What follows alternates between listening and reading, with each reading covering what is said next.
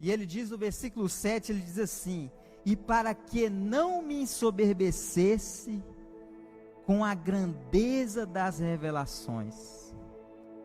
Ou seja, olha que interessante, Paulo, ao invés de começar colocando a causa em primeiro lugar, Paulo ele começa colocando o efeito. O que é a causa? É o espinho. Mas ele começa descrevendo a finalidade do espinho. Ele não descreve o espinho primeiramente, mas ele começa descrevendo no versículo 7 a finalidade do espinho, ou seja, o efeito que o espinho causa.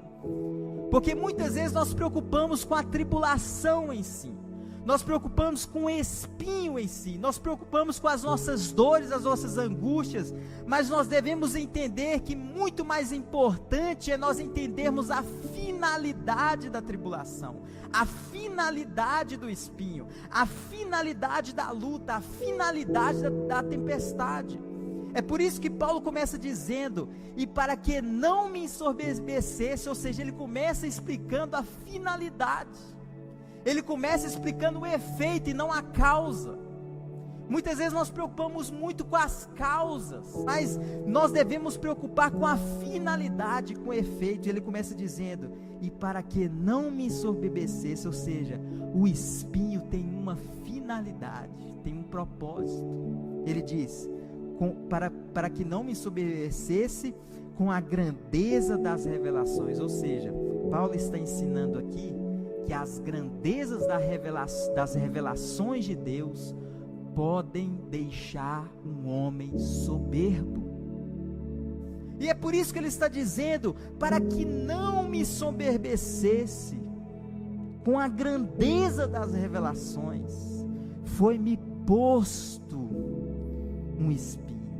Veja que interessante, foi colocado nele, não foi ele que procurou o espinho. O espinho não era por causa de alguma atitude errada de Paulo. O espinho não foi colocado por causa do pecado de Paulo. O espinho não foi colocado por causa da negligência de Paulo. O espinho foi colocado nele com uma finalidade e um propósito. Ele diz, foi-me colocado, foi posto na minha carne. Aí ele diz, mensageiro de Satanás. Quando ele diz mensageiro de Satanás, ele está dizendo que o espinho é de origem espiritual. Um mensageiro de Satanás, para esbofetear. Essa palavra aqui, essa ideia que Paulo está dizendo aqui, esbofetear não é dar um tapa para agredir a pessoa e machucar, não. É aquele tapinha com as costas da mão, aquele tapinha leve assim, só para humilhar a pessoa. Então Paulo ele usa essa figura aqui, esse tapinha com um lado de trás da mão, era um tapinha da humilhação, era o tapa, era o esbofetear da humilhação que Paulo estava sentindo. E é interessante que muitas pessoas interpretam esse texto aqui como algo metafórico, mas tem outras pessoas que interpretam, outros teólogos que interpretam esse texto como algo literal. Tem teólogos que acreditam que existia alguém na guarda pretoriana lá, um homem, um mensageiro de Satanás, uma pessoa que humilhava Paulo. Mas também pode ter a ideia de que Paulo estava dizendo outra coisa, estava falando de aflições, de angústia, ou então de perturbações espirituais que ele tinha na sua mente, ou até mesmo a malária, que era uma doença na época, é uma enfermidade que atormentava a época naquele lugar onde ele estava. Então, independente do que seja esse espinho na carne, eu preciso entender, o espinho na carne é algo que aflige o meu corpo, é algo que aflige a minha alma, é uma perturbação. O espinho na carne é uma tribulação, independente do que seja, porque o texto não deixa explícito o que seja o espinho, mas é uma tribulação, é uma angústia, é algo que aflige a nossa vida. E Paulo está dizendo que foi colocado este espinho na carne dele, um mensageiro de Satanás para esbofetear. Interessante que no capítulo 11, versículo 20, veja o que Paulo diz: tolerais quem vos escravize, quem vos devore, quem vos detenha, quem vos exalte, quem vos esbofeteie no rosto. Então, no mesmo contexto, ele fala para a gente tolerar as pessoas que esbofeteiam a gente no rosto. Aí no mesmo texto, no mesmo contexto, ele diz: olha, foi enviado o mensageiro de Satanás para esbofetear, com a finalidade de eu não me exaltar. Ou seja, Paulo teve uma revelação tão grande de Deus, tão excelsa de Deus, tão elevada de Deus, que Deus permitiu um espinho na carne, um flagelo, uma luta, uma angústia na vida de Paulo, um detalhe na vida de Paulo, para que ele se lembrasse que ele era humano, para que ele se lembrasse que ele era falho, para que ele se lembrasse que ele dependia de Deus, que ele dependia do Espírito Santo, que ele não era diferente dos outros apóstolos. Foi colocado um espinho na vida de Paulo para que ele não se exaltasse, porque a soberba é um dos piores pecados. A soberba entrou no coração de Lúcifer, entrou no coração de Adão e Eva. A soberba, quando entra no coração do homem, afasta o homem de Deus, e Deus permitiu o espinho no coração de Paulo para que ele não se exaltasse. Então nós aprendemos aqui que o espinho, ele tem uma finalidade, ele não vem sem uma finalidade.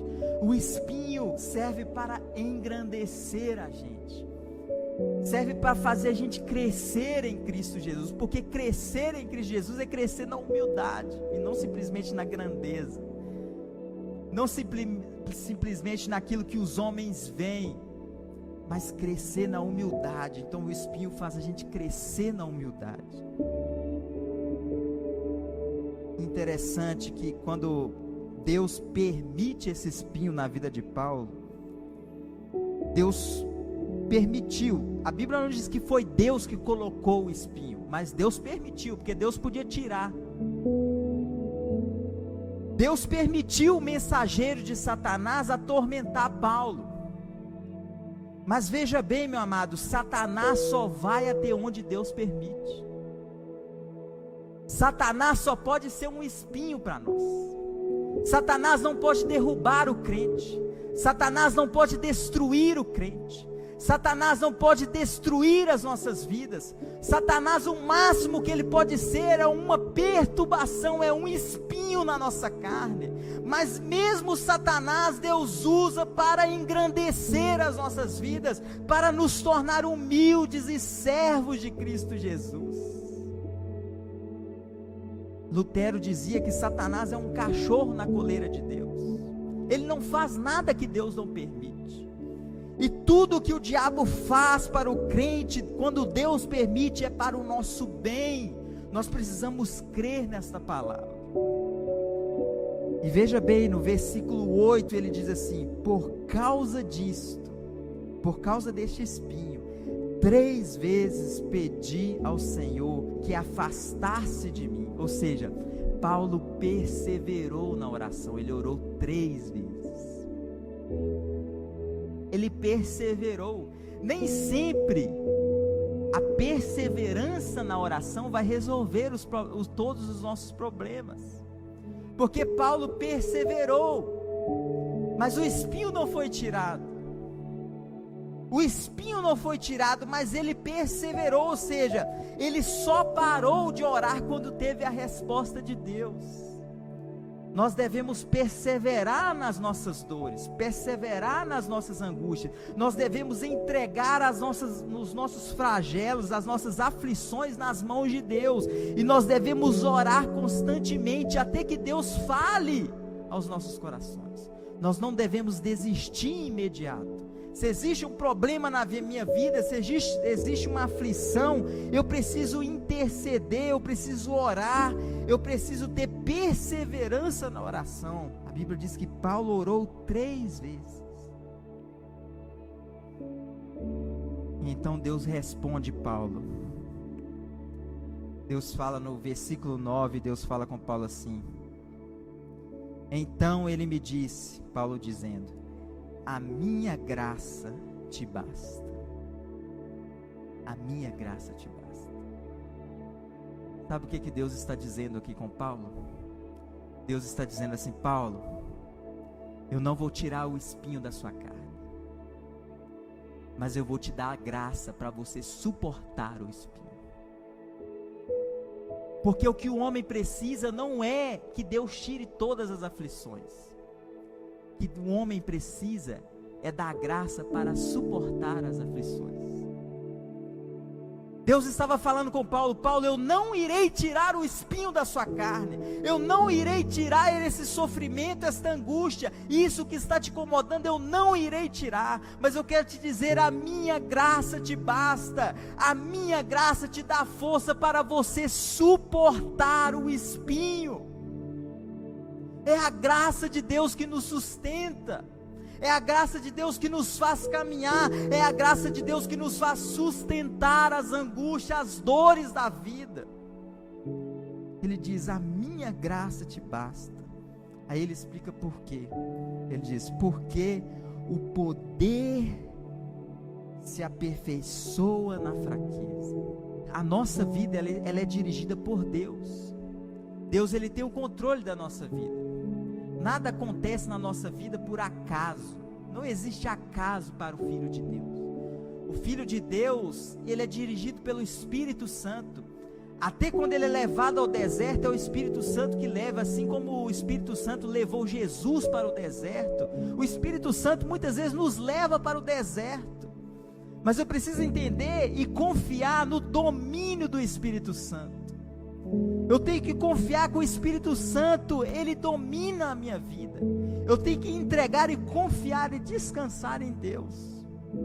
E se o Espírito Santo me levar por um deserto, se o Espírito Santo me fazer sofrer, é porque tem um propósito. É um espinho. É apenas um espinho. Não é uma bomba atômica. Não é uma bala perdida. Não é algo que vem para destruir as nossas vidas, é um espinho. O que o espinho faz? Se o espinho ele entra na sua pele, ele não vai te matar, ele vai te incomodar, ele vai ferir, ele vai deixar vermelho, ele está te incomodando, mas ele não irá te destruir, ele não irá te matar.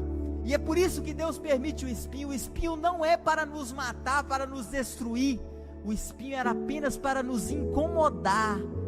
Ele apenas atinge a nossa carne. E meu amado, o diabo, ele só pode ser um espinho, ele não pode ser nada mais do que isso.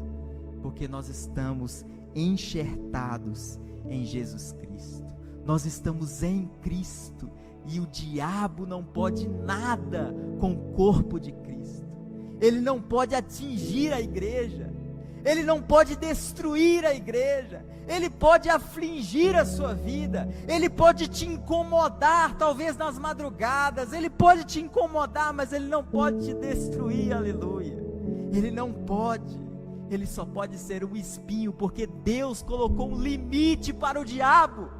Deus colocou um limite para Satanás. Você vai até aqui, você não vai destruir a igreja, você não vai destruir os crentes. Porque nós somos filhos de Deus, e nós somos adotados por Cristo, e Deus protege as nossas vidas, Deus guarda as nossas vidas, e é por isso que a graça do Evangelho é maravilhosa, porque a graça de Deus nos constrange, mesmo com o espinho. Quando nós temos a graça de Deus, nós passamos por todos os espinhos que possam ter na vida, nós passamos por todas as aflições, por todas as lutas da vida, porque nós temos a graça de Deus, e a graça de Deus nos basta. A graça de Deus nos basta para vencer as lutas da vida. Ele nos conferiu graça, Ele derramou graça sobre as nossas vidas.